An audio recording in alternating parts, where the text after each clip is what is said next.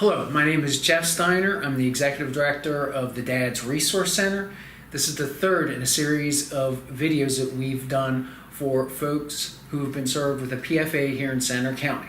With us today is Stephanie Cooper. Stephanie got her undergraduate degree at Penn State and her law degree at the University of Pittsburgh. Has been a practicing attorney for 24 years, specializing in family and criminal law.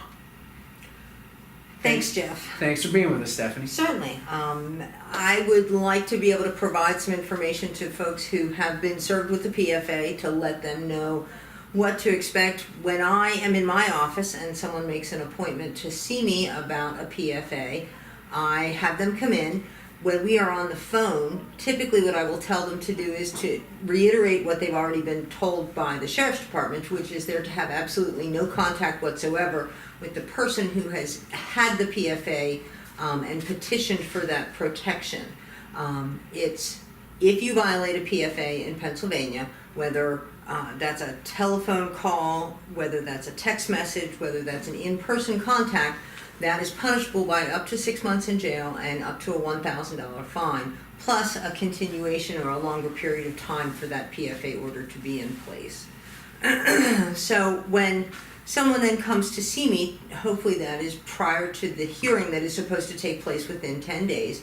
One of the things that I really try to focus on is that they have lost a tremendous amount of control over things that they used to have control over. They no longer have access to their house, they no longer have access to their belongings, and they no longer have access to their children. And we can fix all those things, but it takes time, and people have to be patient, and that I think is probably the hardest thing for people, is to be patient. And the means by which they would normally take care of those things, which would be communicating with the other person, is completely off the table. Sometimes people hear that they're not allowed to have contact, for example, with their wife, but they think, well, if I talk to my wife's dad, with whom I have a good relationship, maybe I can make some things happen through that vehicle. That is actually third-party contact under Pennsylvania law and is technically a violation of the PFA. So you can't contact anyone. You can't contact anyone to talk to her. So not a friend, not a family member, none of that. So that would also be considered to be a violation. The only really acceptable contact would be through attorneys. So if she has a lawyer and he has a lawyer, the attorneys can talk and then talk to their respective clients. Things that can be considered to be a PFA violation, I've had one case where my client got a new telephone number, and so as a means of getting that phone number to his wife so that she would have the information, he sent her a punctuation mark, a period. That was a PFA violation, and he went to jail for 30 days for that. Seems slightly ridiculous, but that's how seriously these things are taken by our system. The one thing I tell people is, no matter what, you stay away. If you're in the grocery store and she walks in, I tell people to just push their cart to the side and walk out. You can always go grocery shopping at a different time. A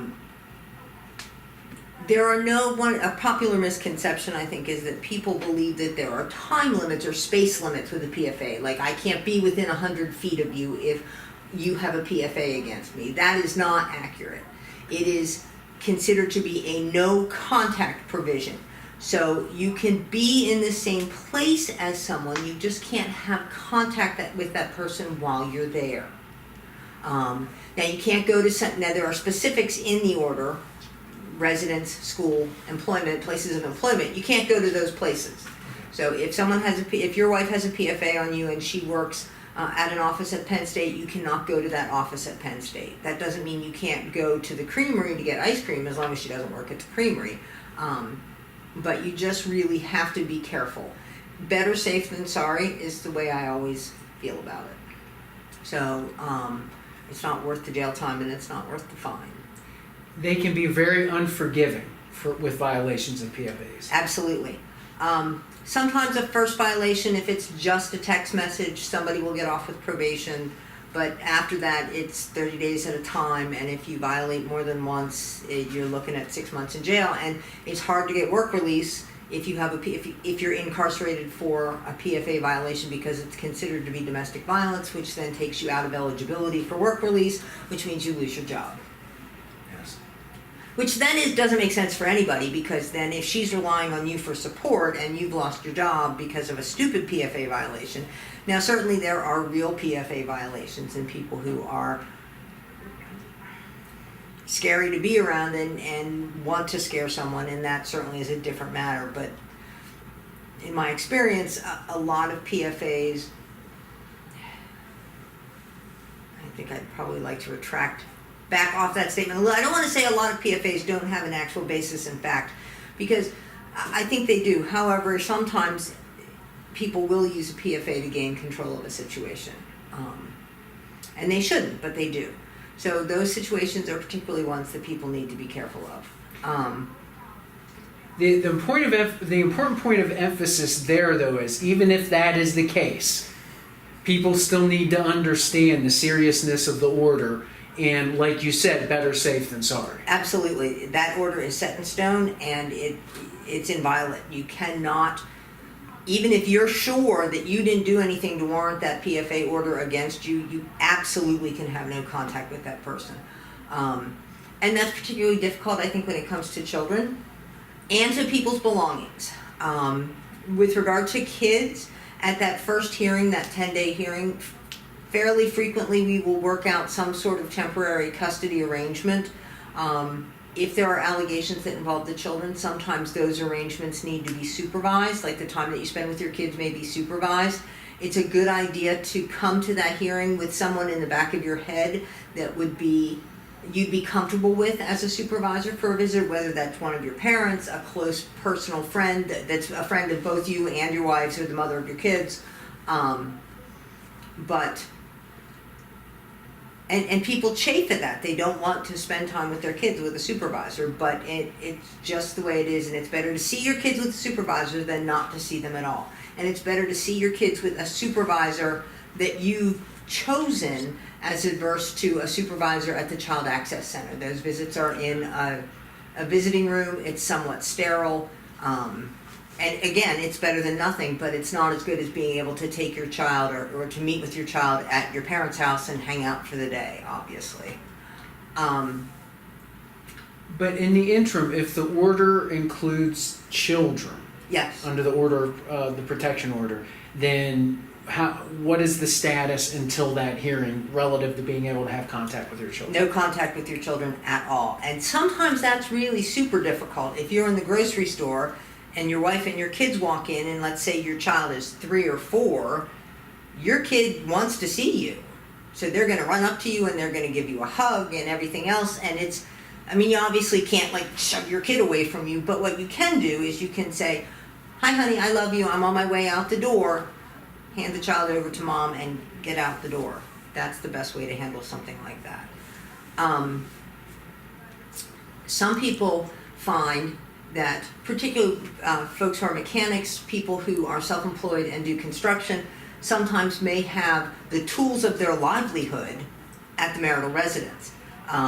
You cannot go to get those things until you have that hearing. And once you have that hearing, then you can make arrangements through the judge to either have a constable or a sheriff's deputy present while you go and get your things. That also applies for your clothes and for your personal items as well. But it's particularly important for people who have things that they make money with, that they earn their living with, that are actually at their house. One thing that can trip you up is if the person who's under the protection of the order contacts you or has someone contact you. That's very correct.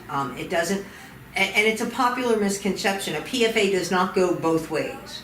If I have a PFA against you, I cannot violate my PFA. I can call you 16 times a day if I want to. I can come knock on your front door. I can come to your workplace. I can come sit on your car bumper so that when you get out of work, I'm right there. You still can't have any contact with me, but I can't get in trouble for having violated the order because I can't violate my own order. It's not against me. But if you then respond then you can get in trouble for violating the order. So what I tell people is, if she calls you, hang up. Don't answer the phone. If she calls you, sometimes she'll call from a different phone number. You answer the phone, you don't know who it is, and it's her, hang up. It's all you can do. If she hunts you down, comes to your house, comes to your work, you call the police and say, look, she's got a PFA against me. She's sitting on the bumper of my car right out front. I don't know what to do.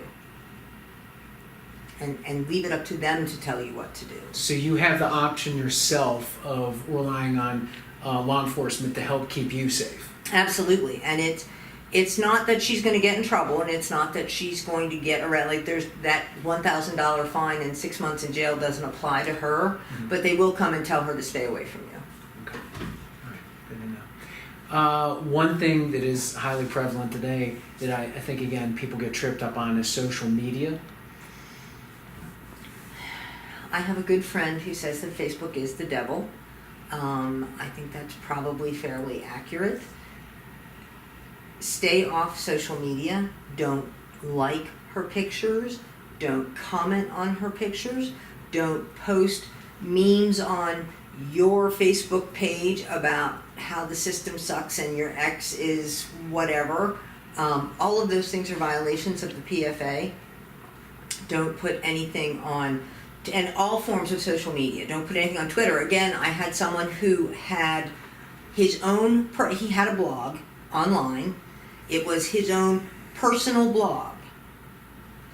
And it was password protected so that you couldn't open any of the entries without the password.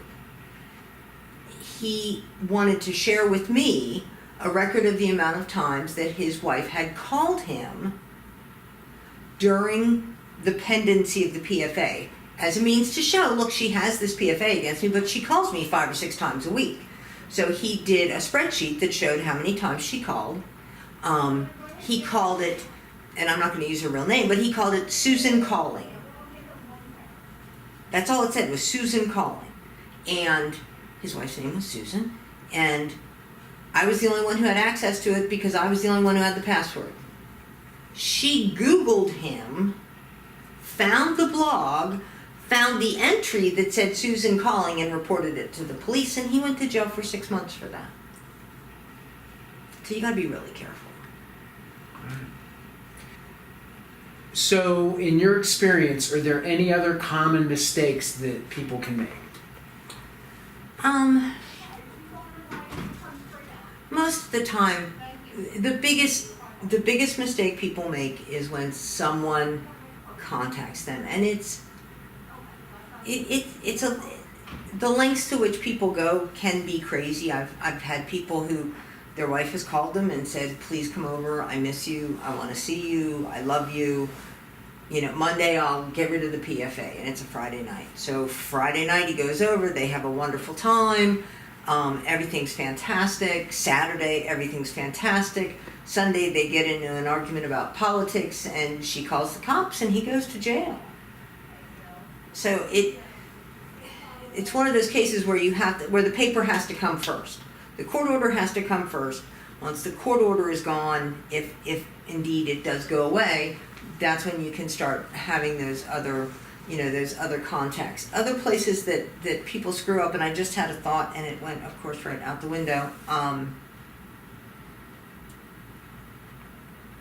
Sometimes what will happen is, once you get to that 10-day hearing, the court will open a window in the PFA or an exception to the no contact provision. And what we typically say is that there's an exception to the no contact provision that allows for contact between the parties that is in the best interest of their children.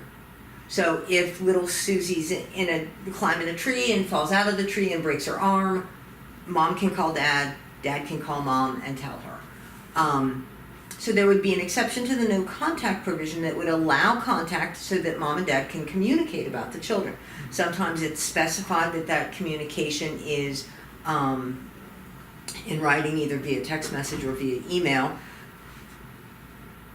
You really have to be tremendously careful when you're having those contacts. If you are allowed to speak to each other and you're on the phone, because she'll call and want to talk about one of your kids' grades or something like that. You have a 30-second phone call about the grades. Suddenly she starts talking about other things, or she has her new boyfriend in the background, or any one of a number of different situations. You lose your temper and you call her a bitch. You're going to jail whether that exception was there or not. So when those exceptions are there, you have to really make every effort to stay on your best behavior.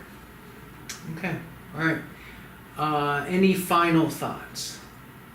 Always err on the side of caution. I've seen a lot of people do 6 months in jail for some really stupid things that are not abusive, that are not criminal, that are not threatening. But because a PFA order is so black and white, you really have to make sure that you obey every letter of that order. Okay. All right. Well, thank you for your time. You're very welcome. It's very important, if you're served with a protection from abuse order, to know the order, follow the order, to seek legal representation, and also to make sure, first and foremost, that everyone is safe. Thank you.